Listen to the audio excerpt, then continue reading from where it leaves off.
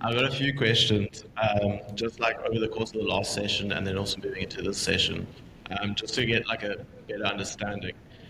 So, off the last session, like networking, like what are the benefits of networking? We all know that you are gaining something out of it, or like you have a connection and you like getting into a position or you have a possibility of work. But is there like some time where you sit and you feel that this person has something over you and that you owe them a favor? Like, what is that relationship when you're actually in the industry? Like, how do you deal with the networking in a professional way? Like, if that connection goes south, how do you like that now relationship is tarnished? Now, how do you deal with that? So that's the first. Then if you're freelance or you're doing work on the side while studying, and a lot of corporates are asking for like 2, 3 years experience, how do you justify your freelance work? So how, like, if you're working and you've worked on like a strategy, it's not a tangible thing, it's not an asset or graphic design thing that you can show. How do you like justify your freelance work as your experience? And then I think the next one is like if you have a mentor and you're working in a company and you face like an ethical approach where your ethics don't align with the company's ethics. How do you deal with that in like a right way, finding the right person to talk to, the right way to deal with it? Because obviously you're coming fresh and you've been guided your whole way through your education, but now you're dealing with serious stuff. And if it's jeopardizing and going against your moral codes, like how do you deal with that? What was the first Thanks. So question? let's maybe start with Nadia. So I think the first one was really focused around the value of networking and how does it actually translate into something valuable or something tangible. I don't know if you have any thoughts on that. Yeah, actually, a very good real life example of that.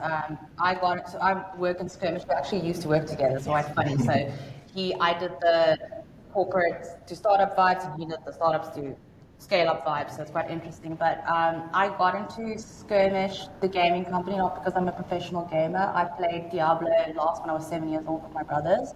I got in there because I knew someone. It was a good family friend of mine was actually the founder. And he didn't tell me to come into like be an employee. He's like, can you just, you have marketing experience, you just came out of grad school, you work here, can you just come help us for 3 months? And I was like, yeah, of course, amazing, I'm going to do it. And I helped him for 3 months and I ended up staying 3.5 years.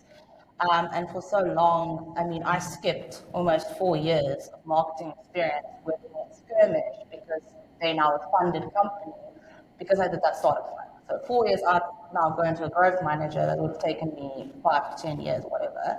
And I felt kind of guilty. I was like, oh, I did this networking, I knew this person, I kind of climbed the ranks really quickly.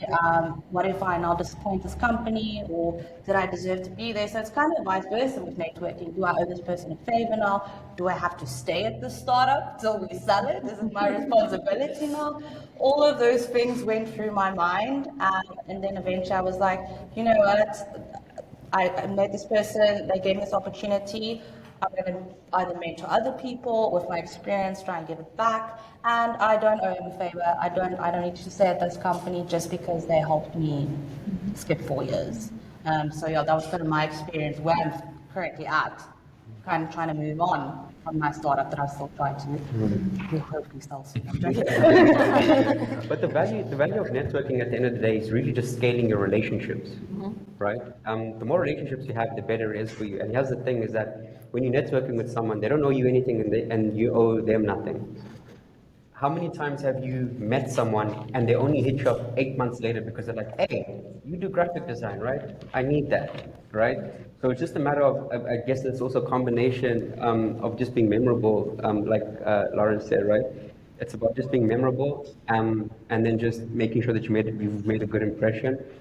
That interaction or that transaction doesn't have to come immediately, it'll come way after, right? But the more you have of those relationships, the more the probability of you getting hit up every 2 months or every month for something, right? So the more you scale your relationships through anything, I mean, I genuinely think podcasting is one of the best ways to scale relationships. Number one, it's two-pronged, right? The first angle is you try to go out to a CEO and try to get their attention for a 15-minute meeting, it probably won't happen. But if you have to invite them onto an hour-long podcast, oh yeah, they're going to say yes. Why? Because everyone loves a platform to talk about themselves. And in that 1 hour podcast, you get to connect with them outside of the work space. You know what I mean? And that's the one prong of scaling the relationships. Secondly, when people are listening to your podcast all around the world, they're literally whispering in your ear. So you automatically build a relationship with that voice. You know what I mean? Like I said, it's almost two-pronged. You have your guests, and then you have your audience, and you're scaling those relationships to trust your message, what you have to offer the market, etc., right? So networking is all just about scaling relationships, whether it be in person, online, through a vehicle like a podcast, whatever it is. Choose one method of networking. If it's going to events and networking events, do that. Do that consistently. Something will come of it. If you just want to do cold outreach, do that. Something will eventually come from it. If you want to start a podcast, do that. Something will come from it. You've told me about the crazy opportunities you guys have got just from sitting with those. You guys are up to 60 episodes right now, right? About, yeah. 60 episodes of a podcast, and the opportunities that they've gotten far outweigh the number of views that they get on each podcast. How crazy is that, right? It really just about scaling relationships. And the moment you start shifting it like that, it's not about trying to get a transaction out of someone. It's just about knowing people. You just want to know someone. Ask them the right questions, make that right impression. They're going to remember you forever. Next time they see your face, they'll be like, oh, you're the guy who asks really nice questions. I think, Jake, your second question, you were asking about freelancing and how you actually prove your worth or sell yourself depending on where your experience level is within the freelance space to a bigger client or bigger corporate. So I'll share with you from my experience. I freelanced for about 7 years, and I started freelancing very young, 11 months after my first job. So as a woman, as a young woman in a new industry, I was second-guessed all the time. And the one thing I learned, very similar to how our country functions, is you can do anything if you make other people believe you can do anything. Like how our presidents came to be, right? So I think the first step is to take yourself seriously as a creative. And when you show up and show that you take yourself seriously, they will too. And a practical example is I had this one opportunity with a small agency that wanted me on a retainer. And I went in for the interview to meet their team. And the founder was negotiating with me my hourly rate. And obviously, he wanted to negotiate me down. And it's so intimidating. I'm not going to lie. It's really so scary. But you kind of just know that, I'm sorry, but that is my hourly rate. As soon as you start negotiating, it shows doubt in yourself as well, which means they will, like a butterfly effect, they will also then doubt you. And that really helped me to really take myself seriously. And that's not only with negotiating, it is with the way you present yourself, how you communicate your portfolio. So when you talk about your projects, don't dumb them down, like put them on a pedestal for what they are. Speak to the heights that your projects are. Take them seriously, so that the people you are presenting those projects to in your freelance project will take you just as seriously. And that's kind of, from my personal experience, how I dealt with it. I just wanted to add on those questions, we've dissected a lot, networking and mentorships and these interpersonal developments, and it all is valid, but at the same time, it's also, not that deep. You kind of said it, Alfie. You said, there's all this relationship between you two, but at the end of the day, it's just Alfie and Stephanie.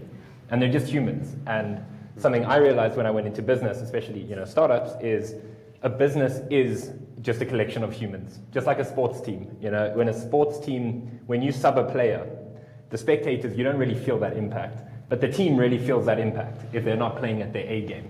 And companies are affected in the same way. If you lose a star member or someone who's really delivering value, it changes the company. And companies are always changing, at least smaller ones. They're not these static entities like schools are. They're molded by the people inside them.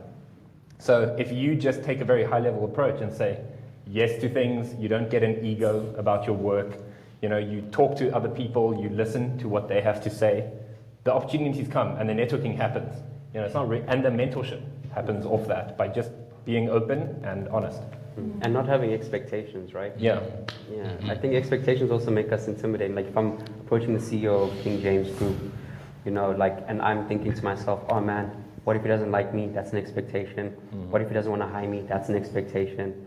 What if this? That's an expectation. You know, the moment you have no expectations, the moment you can just talk to someone freely as human. You know. Yeah. Yeah. And I'd like to pass the last of the